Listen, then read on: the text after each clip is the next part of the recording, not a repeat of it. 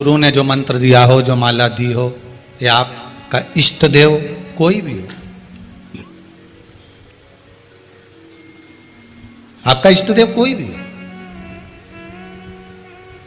आप किसी की भी माला जप रहे हैं, किसी का भी मंत्र जप रहे हैं, किसी का भी स्मरण कर रहे हैं, पर सबसे पहला अगर मंत्र जपने से भी पहले अगर मूलता दी जाती है, मंत्र जपने के पहले भी अगर कहा जाता है तो यही कहा जाता है कि सबसे पहले अगर आप कोई मंत्र जप रहे हो, मंत्र का स्मरण कर रहे हो, तो पहले पंचाक्षर मंत्र का स्मरण करिए। कौन से मंत्र का? पंचाक्षर मंत्र। पंचाक्षर मंत्र कौन सा है? नमः शिवाय। कौन सा मंत्र है? नमः शिवाय।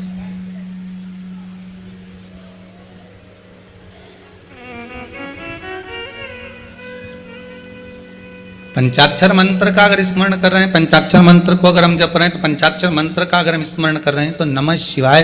आप किसी भी मंत्र को जपें, किसी भी माला को जपें, किसी का भी स्मरण करें, पर पंचाक्षर मंत्र का स्मरण होना जरूरी है। पंचाक्षर मंत्र का होना जरूरी।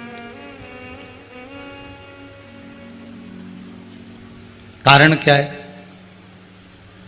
माना आपने ओम नमो भगवते वासुदेवाय 12 अक्षर मंत्र का स्मरण करा, माना आपने गायत्री मंत्र का स्मरण करा, माना आपने त्र्यंबकेश्वर मंत्र का, महामृत्युंजय मंत्र का स्मरण करा।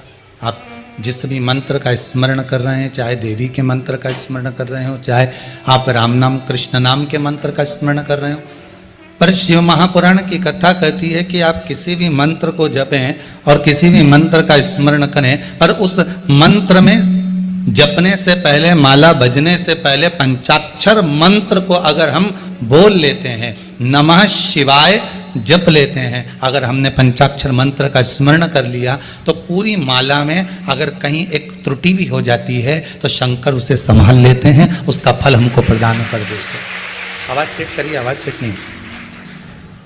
पंचाक्षर मंत्र का मूल एकाग्रित हो जाता है।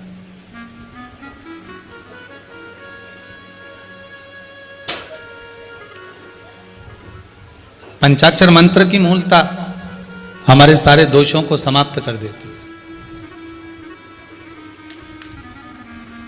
अगर आप पंचाक्षर मंत्र का एक स्मरण कर कर किसी भी मंत्र को जप रहे, शिव महापुराण की कथा तो यहां तक कहती है महाराज जी कि अगर मान लो आप किसी पूजन को कर रहे हैं और पूजन में आपको लगता है कि गलती हो रही है,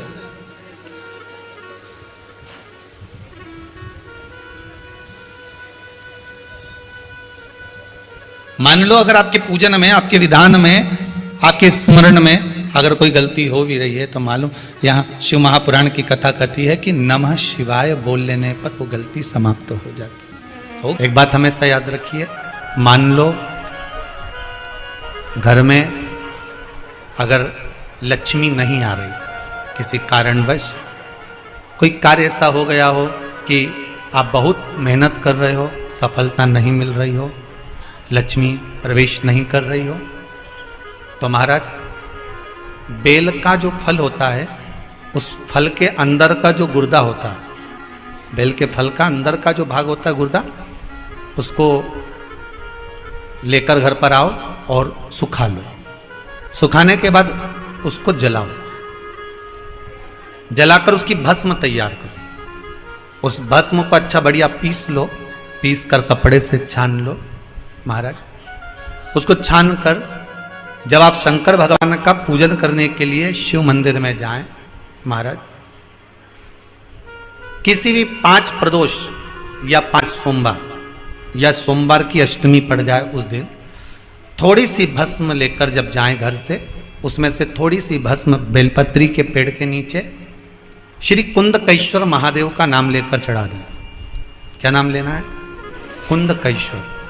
उसी में से थोड़ी सी भस्म जो बेलपत्री के वृक्ष के नीचे आपने चढ़ाई या बेलपत्री के वृक्ष की जड़ में चढ़ाई, उसको लेकर आओ और वही वृक्ष माता पार्वती का नाम लेकर भगवान शंकर के ऊपर चढ़ा दो और अपनी मनोकामना कर कर 1 लोटा पानी शिव पर समर्पित कर दो। चुटकी भर बस, ज्यादा नहीं, मात्र चुटकी भर। 5 प्रदोष भी पूरे नहीं होंगे और बाबा चाहेगा कि आपका जो लक्ष्मी रुकी हुई है या व्यापार नहीं चल रहा या कार्य नहीं हो रहा, तो बाबा उसको एक प्रदोष, दो प्रदोष करोगे, तीसरे प्रदोष में तो बाबा धक्का लगा ही देगा, कैसे ही लगाएगा वो लगा। शंकर भगवान को भस्म अति प्रिय है। बेलपत्री किसका प्रतीक है? माता पार्वती।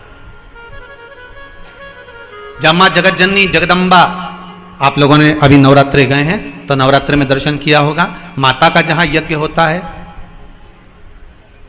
सप्तसती से यज्ञ हो, चाहे मां अंबे जगदम्बा का जो यज्ञ होता है, उसमें बेले के फल की भी आहुति लगती है।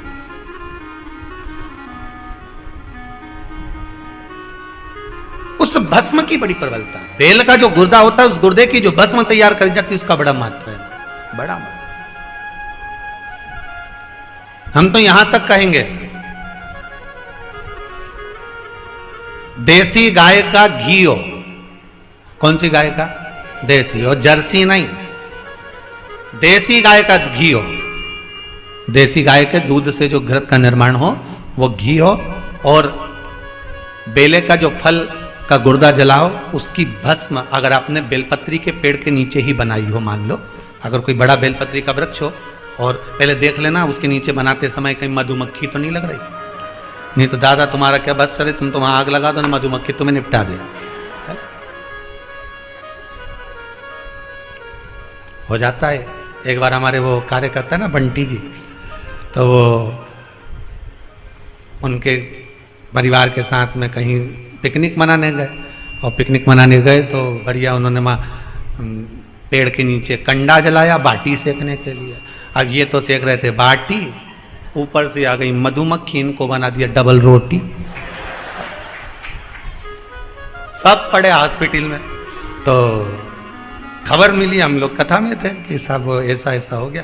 हमने कहा मधुमक्खियों ने आक्रमण कर दिया। हाँ, तो गए कहाँ थे? तो क्या पिकनिक मनाने गए थे? तो भोजन घर से नहीं ले गए? कि नहीं, घर से तो दाल ले गए, तो बाल्टी तो वही बनाई। अब बस वो इनने बाटी बनाई, उन्हें डबल रोटी सेक दी।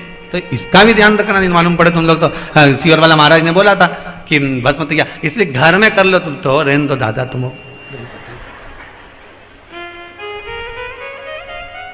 और उसका भी एक महत्व है। बेलपत्री के पेड़ के नीचे बेल के फल का गुर्दा की, अगर थोड़ा सा भी सूखा हुआ कहीं बेल का फल का गुर्दा मिल जाए, उसको जलाकर उसकी भस्म तैयार कर, उस भस्म को पीस ले, पीस कर उसको काजल जैसा तैयार करके डब्बी में रख ले महाराज। शिव जी पे चढ़ी हुई भस्म को पहले वो पीस के शंकर जी पे चढ़ाओ, फिर उसको लेकर आकर उसमें गाय का, देसी गाय का, उसमें घी मिलाकर काजल जैसा तैयार कर कर मस्तक पर मात्र या कलेजे पर उसकी एक बिंदी ही रखकर आप अपने कार्य के लिए अगर निकल गए तो ये पक्का है कि वो कार्य होगा ही, सफल होकर ही मानेगा। ज्यादा से ज्यादा 5 दिन उसके पास जाना पड़ेगा, 6 दिन जाना पड़ेगा, पर कार्य सफल होगा ही, उसको करना ही पड़ेगा।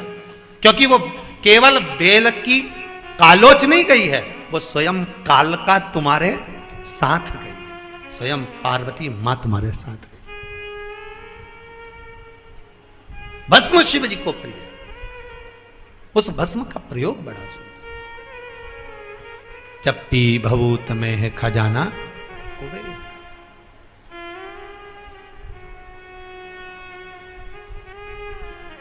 शंकर भगवान का अनुमोदन स्मरण शिव महापुराण की कथा कहती सुख देने वाला।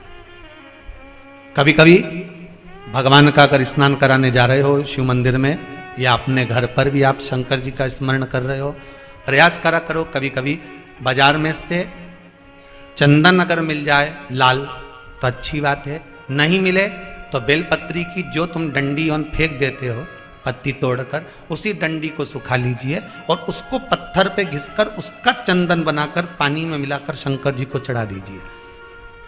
कोई विशेष कार्य के लिए बता रहे हैं, जब बहुत विशेष कार्य, बच्चा एग्जाम देने बैठ रहा है या जॉब के लिए जा रहा है और नहीं हो रहा काम, तो उस बेटे से कह रहे ये डंडी को घिस, बेलपत्री की जड़ को घिस और इसको घिसकर इसको पानी में मिला और पानी शंकर को चढ़ा। जब शिव और शक्ति का मिलन होगा तो तेरा काम भी वो शिव शक्ति पूर्ण कर ही दे।